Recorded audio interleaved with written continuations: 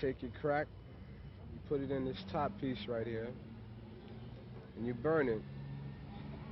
And most people's pleasure is seeing the clouds, and after that's gone, that's your high. There is no more. Attention. All's my life I has to fight, nigga. All's my life hard times like, yeah. Bad trips like, yeah. Nazareth, I'm fucked up, homie, you fucked up. But if God got us, then we gon' be alright. Nigga, we gon' be alright. Nigga, we gon' be alright. We gon' be alright. Do you hear me? Do you feel me? We gon' be alright.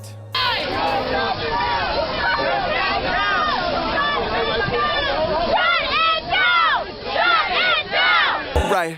And when I wake up, I recognize you looking at me for the pay cut. Bahamas, I be looking at you from the face down. One Mac 11, even boom with the bass down. Scheming, and let me tell you about my life. Painkillers only put me in the twilight. But pretty pussy and Benjamin is the highlight. I tell my mama I love her, but this what I like, Lord knows. 1 out of every 3 African-American men born today will go to jail or prison at some point in their lives. Fucked up, homie, you fucked up. But if God got us, then we gon' be alright. Nigga, we gon' be alright. Nigga, we gon' be alright.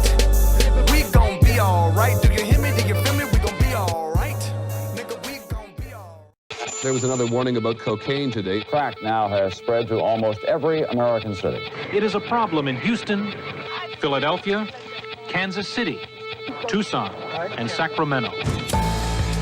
In the 1980s, the media sounded the alarm that a new drug, crack cocaine, was taking over American cities and that it had an especially devastating effect on pregnant women and their newborn. In the underground world of Latin American-related drug deals, authorities say it is not uncommon for entire families to be wiped out.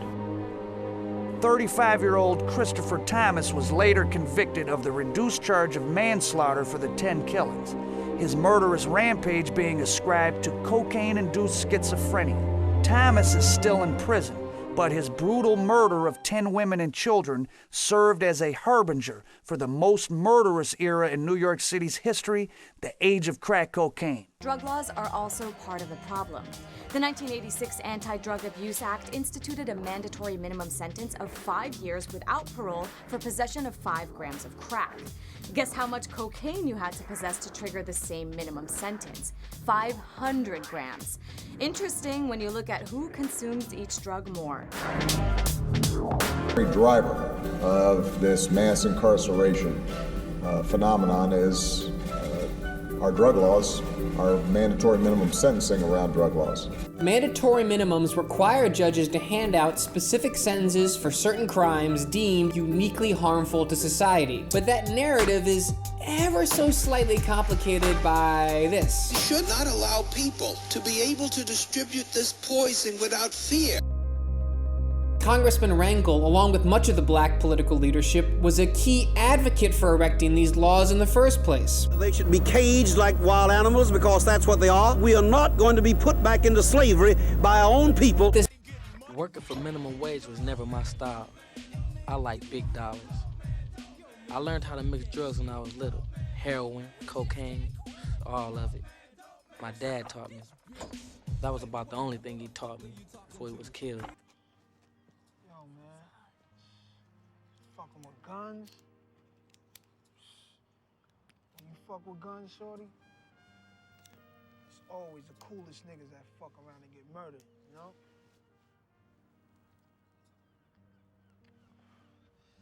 It's a war out here. Mad niggas is dying. You don't want that shit to be you, right? Nah. Shorty was like 12 going on 20. A real loser type nigga, you know? No hope for the future at all. To him, it just wasn't realistic that he was ever going to make it out the projects. And he was right.